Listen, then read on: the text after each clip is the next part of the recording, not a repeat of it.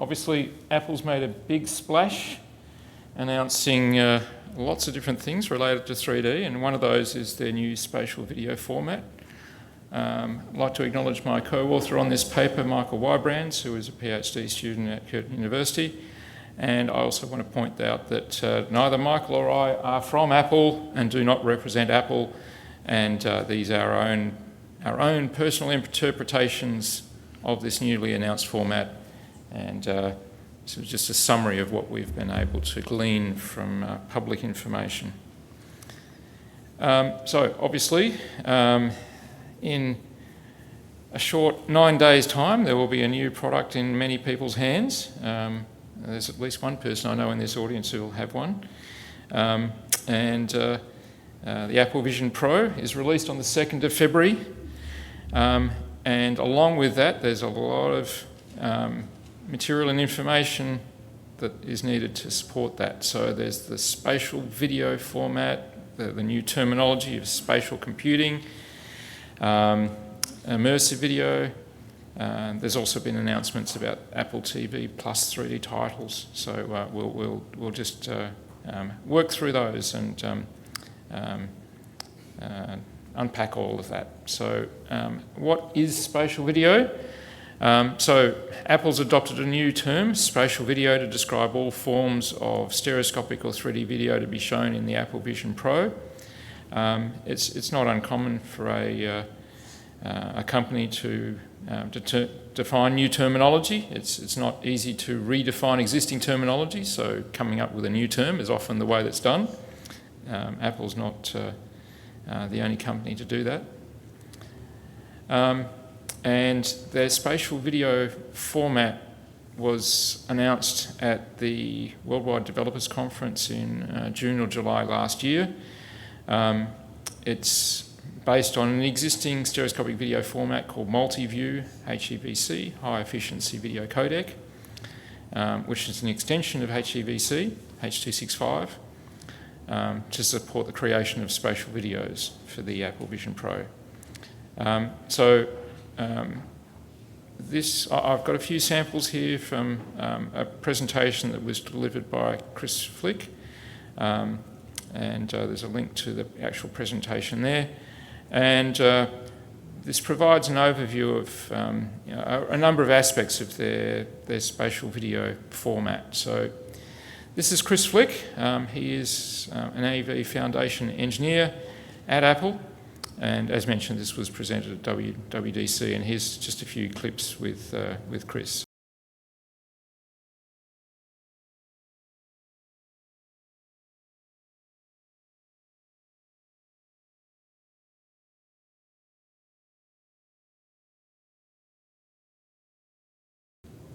All right, so this is something that we have seen before. It's what essentially was used with the Blu-ray 3D format.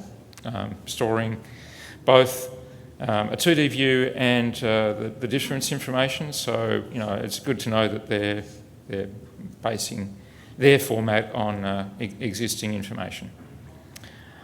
Another aspect that was discussed in their presentation was captions, and its sort of interactivity with 3D content.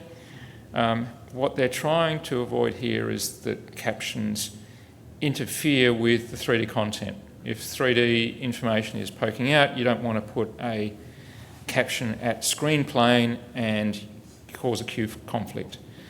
So they're working, the format copes with these aspects so that playback of captions works for both horizontal and vertical captions across different languages, so that depending upon the placement of the captions, it'll automatically render them in the correct distance. Playback works for different accessibility settings, particularly the size of the text, and, as I was just saying, avoiding depth conflicts between the content and the captions. So here's Chris again to elaborate on that topic.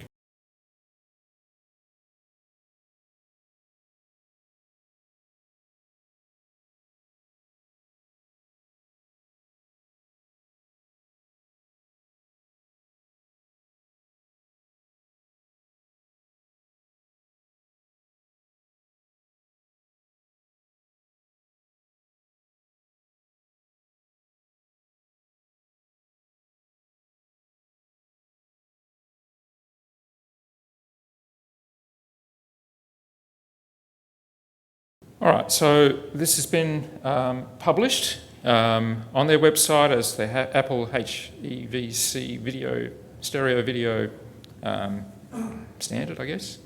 And through the ITU, you can gain access to the HEVC and the MP HEVC standards as well. So it's good to know all that material is available, and there's links there in the top right if you want to access these yourself. The only device that natively captures the actual spatial video format as of today is the iPhone 15 Pro and the 15 Pro Max. Obviously in 9 days' time that will change. The headset will capture in that format as well. Now the Pro models of the iPhone 15 are the only ones with the horizontally aligned lenses. The non-Pro models have it on a diagonal, so you can't do it with those. The two cameras that are used are not actually the same focal length. One's a wide-angled lens and the other one's sort of a normal angle. And since they're high-resolution sensors, you're able to get the same field of view at full HD resolution per eye. And it produces quite a nice view. The lens separation is around 19.5 millimetres, so significantly narrower than our normal eye base, which on average is 63. And it only captures on these iPhones video at 1080p at 30 frames per second with 16:9 aspect ratio. Here's some examples of what you see on screen as you're capturing those. I do have a 15 Pro Max here if you want to have a little quick look. But if you're holding it vertically, it'll tell you to hold it horizontally. If you're not quite holding it exactly horizontally, there's a little level there to say, get on the straight and level. And what was the other thing there? Can't quite read it. Oh, that's right. It does know distances, and if you're too close, it'll tell you to move further away as well. So it's possibly using the depth sensor there. So we've done a little bit of experimenting with the capture using the 15 Pro, and compared with that with captures from some other devices. You can obviously convert content into the spatial video format from other stereoscopic sources. And you can convert the material that's been captured in the spatial video format into other formats as well. So the three cameras that we compared were the 15 Pro Max, a Sony HDR TD10, which is more than 10 years old now, but it's an amazing camera from Sony. That's got a 32mm separation, captures in full HD. It does have I think it's a 10 times optical zoom on the lenses. The iPhone 15 Pro is a fixed focal length. You don't have the option of doing zoom on that.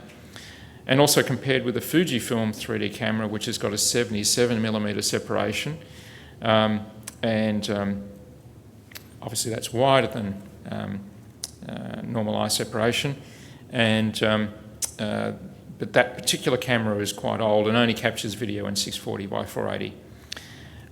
Now, what's important to say here is that there is no right and wrong. A stereoscopic camera does not have to have exactly 63mm separation for it to be a valid capture, a valid stereoscopic capture. And it's very dependent upon the nature of the content that you're filming. If you've got lots of things a long way away, then you'll want wide separation.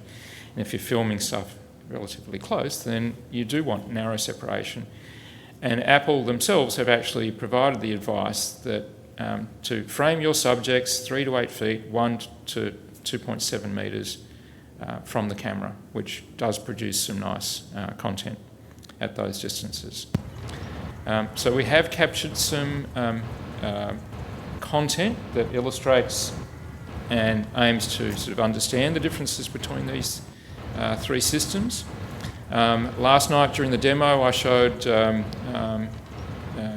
these samples, and if you want to capture that QR code on screen, you can download that or view that content yourself. It's in over under half format, which will play back on a range of different 3D formats. I had played on a Quest 3 and a Fujifilm 3D display.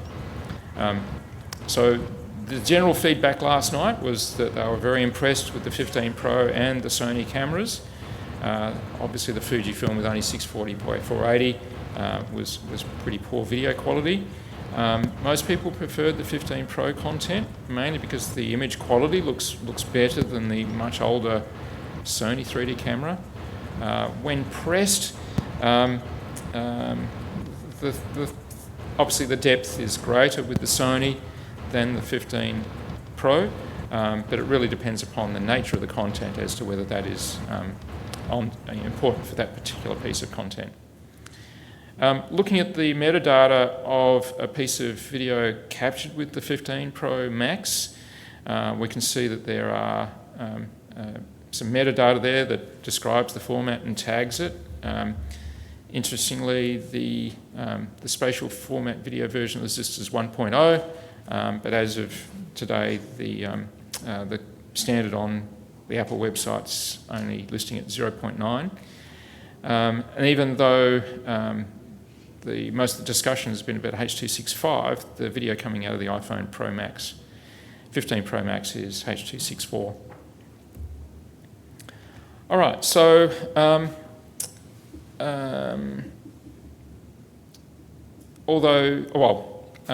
Apple Vision Pro has been described as having two cameras which can be used to capture spatial video while wearing the headset. Although at this stage we don't know much about that. We've got another 8 days to wait. The capture camera is expected to be the main pass-through cameras as well, with lens separation at standard eye separation.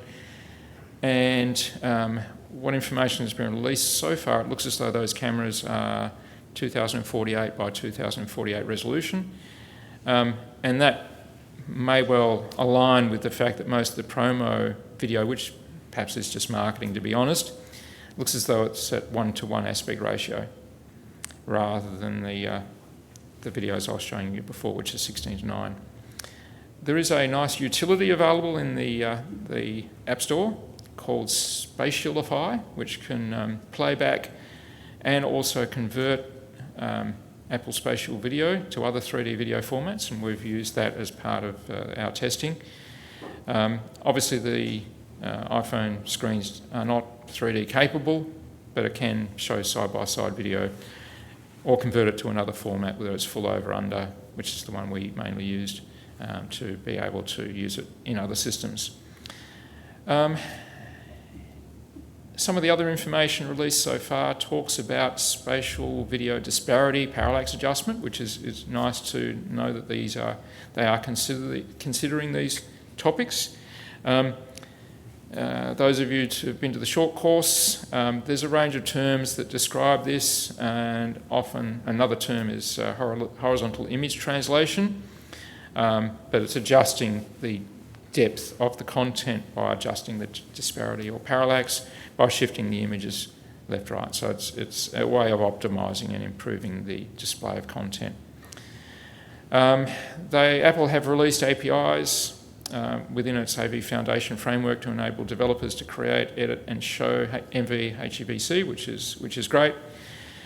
So there's a range of options that can be done with those. One other thing that was sort of touched on in this presentation by Chris Flick was that this particular slide here shows a range of different output devices. Now, this does not necessarily mean that all of these devices will be 3D capable. You know, he's talking about 2D compatibility before. And he does say here, finally, HLS delivery works the same with 3D assets. HLS being HTTP live streaming.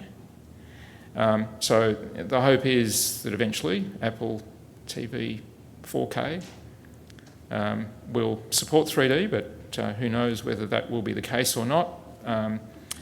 Apple Vision report did mention in a document, which is cited there, that Apple TV app supporting 3D movies comes with tvOS 17.2.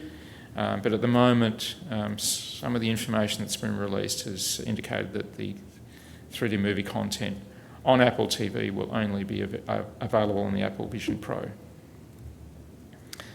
So, wrapping up, it's great to see that Apple appears to be going all in on stereoscopic video, both flat, 180 and 360. There is a range of different terminology they seem to be sort of evolving to use. Spatial video for the flat 16:9 content, immersive video for 180 and 360. It's great to see that there'll be a 3D camera in everyone's pocket who's got one of these particular models. It's certainly an easy thing to carry around. Will we see Apple release more tools to create and edit spatial video, including support in Final Cut Pro? Quite possibly. Fingers crossed. And thank you. Open to any questions. We have plenty of time.